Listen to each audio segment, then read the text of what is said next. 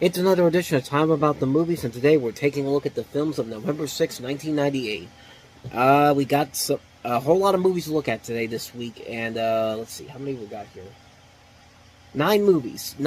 Seven of them are new films. Two of them are classic movies being re-released, so we have a lot of films to get to, so let's not waste any more time. Let's just go ahead and jump on out into it, and we'll start off with the biggest new release of the weekend, and that is Adam Sandler as The Waterboy.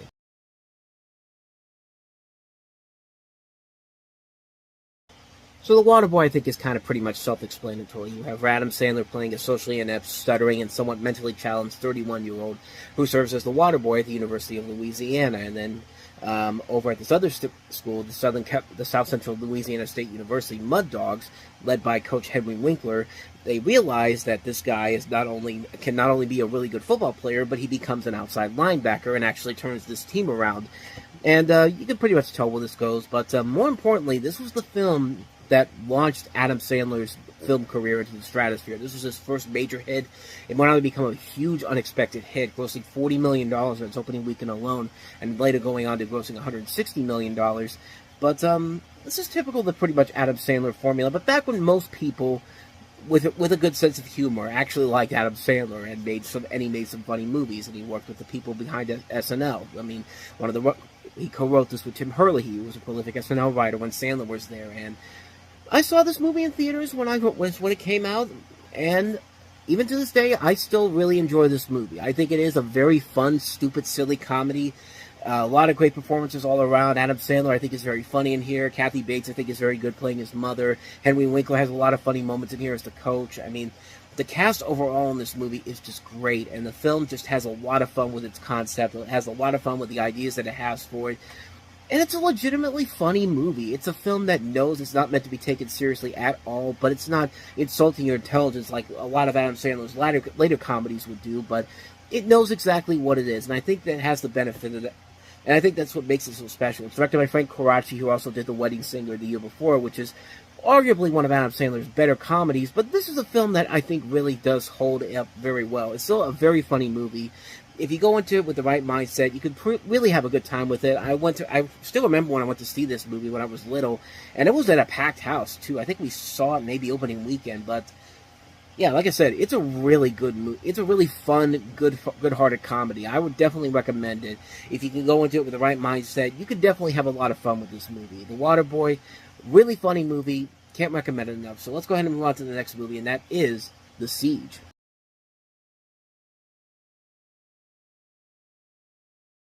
Well, this certainly is a movie that held up well over time. I mean, not even 3 years after this movie came out. Of course, we had September 11th, and the story basically here is that you have a fictionalized situation in which terrorist cells have made several attacks in New York City, and you have this FBI secret agent Denzel Washington, and you also have this FBI secret agent he worked with, played by Tony Shalhoub. There's a CIA operative played by Annette Bening, and there's an Army general played by Bruce Willis, and I think I said last week it was Meg Ryan in this movie, and I'm thinking the other one that Washington and Ryan starred and directed by the same guy, Courage Under Fire, which is a really good movie. This one, I think it has some ideas that could work, but it's not as good as some of this director's other works. Edward Zwick, I think, has made a lot of really good movies. I don't think this is one of his best ones here. I think it has some ideas that could be very topical, but at the same time, there's not really a whole lot there to really make it something that must be seen. It has some good ideas, just not the best execution per se. And the film was not a big hit. The only reason why this movie had any notoriety, especially after the second weekend, was because there was a teaser trailer brought on there for a highly anticipated movie called Star Wars Episode 1, The Phantom Menace, a film that was a trailer that everyone was waiting to see, that people were literally paying full price to see the movie, sit down, watch the Star Wars trailer, and they got up to leave. So that's the only notable thing about this movie, honestly, is the fact that people paid money to go see this, only to see the Star Wars trailer, and then just got the heck out of there. And honestly, I couldn't blame him for it. But for Bruce Willis, in terms of this movie, it's not the worst movie he's been in 1998. I mean, have you seen Mercury Rising? Have you seen Armageddon? This one's not as bad, but it definitely is not the best work for him or this team overall. Denzel Washington always gives it his all, even in movies that are not that great. I think this is another one where he gives it his best performance, but other than that, though, there's not really a whole lot there to make this really something that you need to see. You might want to see it because of the fact that it kind of predicts the future, sort of. In fact, this movie was actually the most rented movie in America after the September 11th attacks, almost kind of like how Contagion was the most watched movie after COVID happened, which is not a good movie to watch if you're watching if you're trying to watch something after the COVID pandemic. But as far as this movie goes, it's fine. Definitely could have been a whole lot better though, but it's fine for what it is. So that's The Siege. Let's get to a really good movie that came out this weekend, and it's a classic film, the re-release of The Wizard of Oz.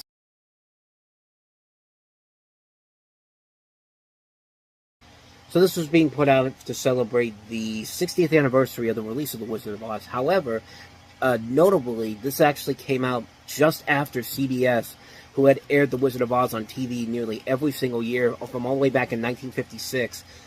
Basically, this re-release came just a few months after they aired it for the last time on CBS, before it eventually moved over to the WB and Turner Broadcasting, and ended up picking up the movie, and it would air multiple times on TBS, TNT, and then later down the road on Cartoon Network. But it was notable because this was the last. This came out on theaters again the same year that CBS stopped airing the movie every year. It used to be like a holiday tradition. Like, it didn't matter what time of the year it was. It could have been Easter.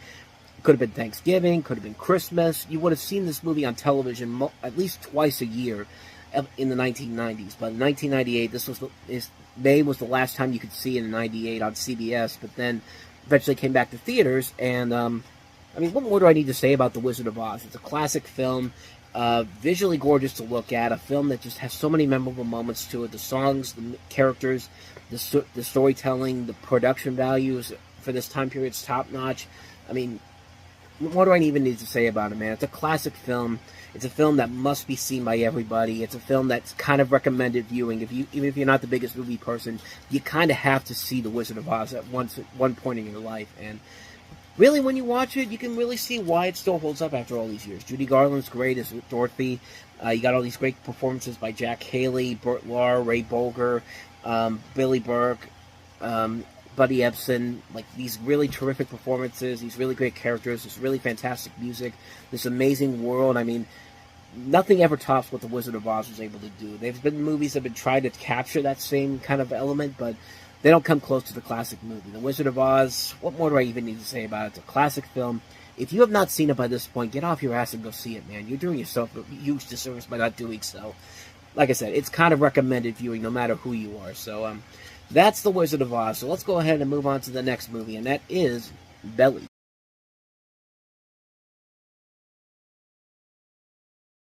So Belly follows these two gangsters who have learned how to make a good living by dealing drugs and pulling armed robberies. The two guys have been able to move out of the ghetto in Queens when they were raised and relocated to an upscale section of Manhattan. They would seem to have it made, but will realize that their lives are heading towards a dead end. One of the guys begins getting in touch with his African roots and trying to convince his girlfriend that they should immigrate to the motherland, while another has a religious awakening and joins the Nation of Islam. Most notably, this is the feature directorial debut for Hype Williams, who's a really incredible music video director. In fact, it's amazing that this guy has not directed more movies, considering what he brings to the table when it comes to his music videos. This is a guy that's directed so many classic music videos.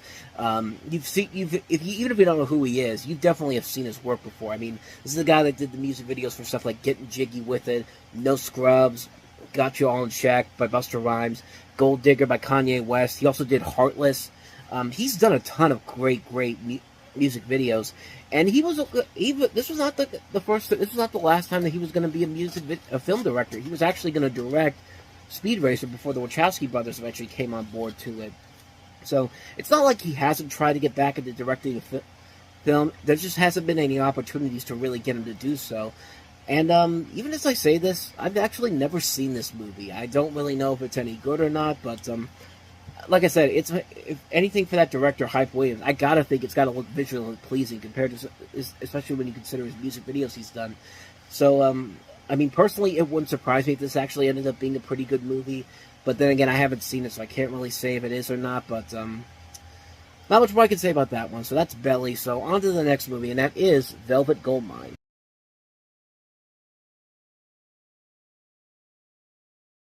So this is based off of a story by Todd Haynes, who was more notably known as the man who directed the infamous Superstar, the Karen Carpenter story, which is yet to be officially released as a full-length film. It's only been released as a little bit of a film, but he also did this film.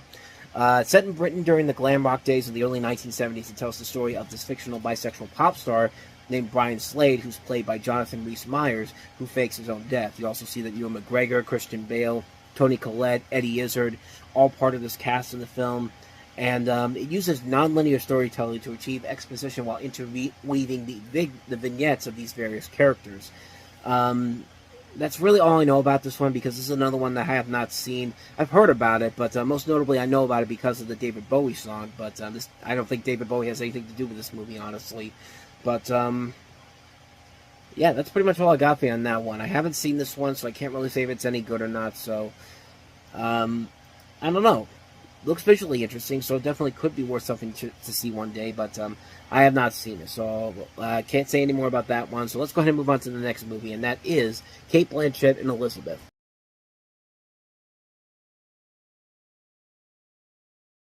This is the story of the early years of Elizabeth I of England, her early reign, where she's elevated to the throne after the death of her half-sister, Mary, who had imprisoned her. As she established herself on the throne, she faces plots and threats to take her down. And this was the movie that introduced the world to Cate Blanchett, and she eventually went on to become the actress that we know her as today. It's a film that's as such a legacy to it that they've actually made a sequel to it almost 10 years later with Elizabeth the Golden Age, which seems weird. It definitely feels like it definitely is very much a sequel, but the first movie, it's pretty good. I mean, it works mostly because of what Blanchett brings to the table. You also have great performances all around from Jeffrey Rush, Christopher Eccleston, Joseph Fiennes, John Gielgud, Richard Attenborough. A phenomenal cast in here. This director, Shekhar Kapoor, that name sounds familiar for some reason. I just don't know what else he did. He did The Four Feathers, which is... it wasn't a bad movie, but it wasn't a great one either. Kind of like Elizabeth the Golden Age, which was not a bad movie, but not a great film overall. It's definitely a sequel, like I said before, but this film overall was really good. Like I said, it really works because of Cate Blanchett. I think it really did show everybody that, hey, this woman can actually act and actually could be a really damn good actress someday. And she proved it by what she went on to become an Academy Award-winning actress. She actually won a Golden Globe for this performance. But you watch this movie mostly because of her. I mean, she really is the best thing about the movie. It definitely works mostly because of her. The visuals overall are nice to look at. Some of the action sequences they actually throw in here are nicely done. It's a really good film. I highly recommend checking it out if you haven't seen it, Elizabeth. So, on to the next movie, and it's Ian McKellen once again after Apt Pupil a couple weeks ago with Brendan Fraser in Gods and Monsters. This is basically a partially fictionalized account of the last days of filmmaker James Whale, played by Ian McKellen, best known for directing Frankenstein and its sequel, Bride of Frankenstein. And as a veteran of World War I, the aged Whale develops a complicated relationship with his gardener, played by Brendan Fraser, a fictional character originally created by Bram for the source novel. And it's directed by Bill Condon. Bill Condon, of course, you know, is the director of Dreamgirls as well as Beauty and the Beast. He's been a good director overall. He's also the producer. He also wrote Chicago. And a good performance overall. Good performances carry the film, I think. Ian McKellen's really good. Brendan Fraser gives a really good performance. So does Lynn Redgrave. But other than that, though, the film itself is just an okay film. I think the performances do elevate the film to something that you should see, mostly because of what they bring to the table here. Ian McKellen usually is going to give a very good performance. Brendan Fraser, I think this is the film that made people realize that Brendan Fraser could actually act, and eventually would lead him to his own Academy Award coming almost 25 years later. And it's a good film. It's a good film. I definitely say check this one out. Gods and Monsters. Speaking of good films, on to the next movie, and that is the re-release of The Big Chill.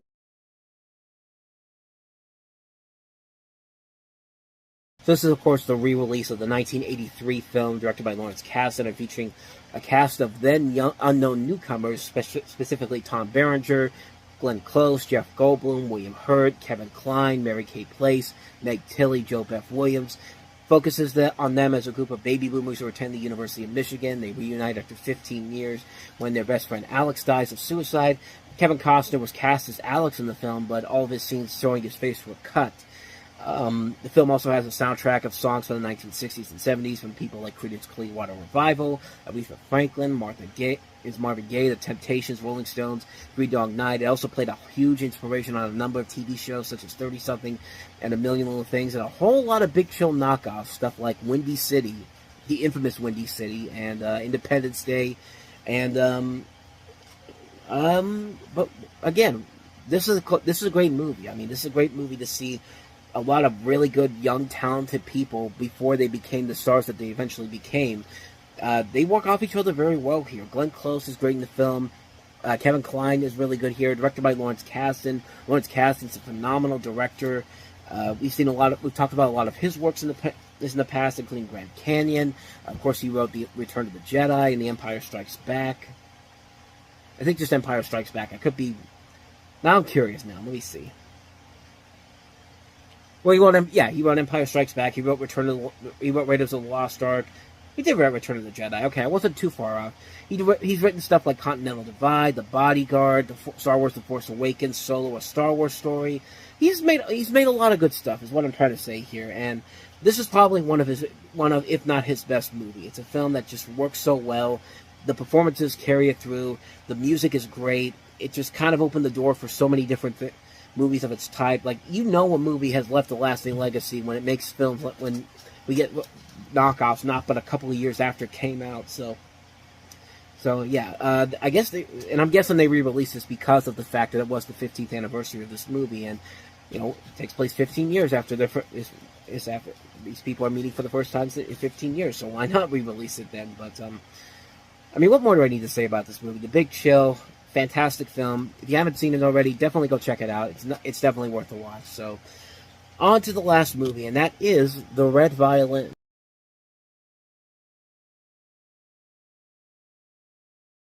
Yeah, this seems like a pretentious film. This is a film that spawns 4 centuries, 5 countries, as it tells the story of this mysterious red-colored violin and its many owners. And you see one of them is Samuel L. Jackson, just because. Actually, I'm saying this because I've never seen the film, so I don't really know if that's actually what it is, but it's got some positive reviews. It did receive some Oscar nominations, including the Oscar for Best Original Score. It was nominated for Foreign Language Film at the Golden Globe Awards. That's really all I know about it, quite honestly. I've never seen the film, so I can't really say if it's any good or not, but I don't know. This just feels like one of those movies that could be very pretentious, but could actually be pretty good, too, so I don't know. And that's all I've got you in that one. So that's The Red Violin. So that's going to do it for this episode of Time About the Movies. Next time we meet, we'll have 7 more movies to look at. Not a lot of good movies here. Some notable films, but notably bad films. We have I Still Know What You Did Last Summer. We have Anthony Hopkins and Brad Pitt in Meet Joe Black. The infamous Jonathan Taylor Thomas Christmas comedy, I'll Be Home for Christmas. Dancing at Lughnasadh. Lughnasadh. I have no idea what that is, so that probably tells you that I haven't seen the film. Welcome to Whoop Whoop, Hardcore Logo, and Thursday. So, 7 movies to look at. Not a whole lot of good ones that I see here, but we'll delve into those as we get to the next episode. But until then, thank you very much for watching, and if you want to see more videos like this, please hit the playlist on the next page. Check out the previous episode. Also, don't forget to hit the like and subscribe button if you want to see more videos like this on this channel. So with that said, I am off. I will see you guys next time, and until then, as always, take care.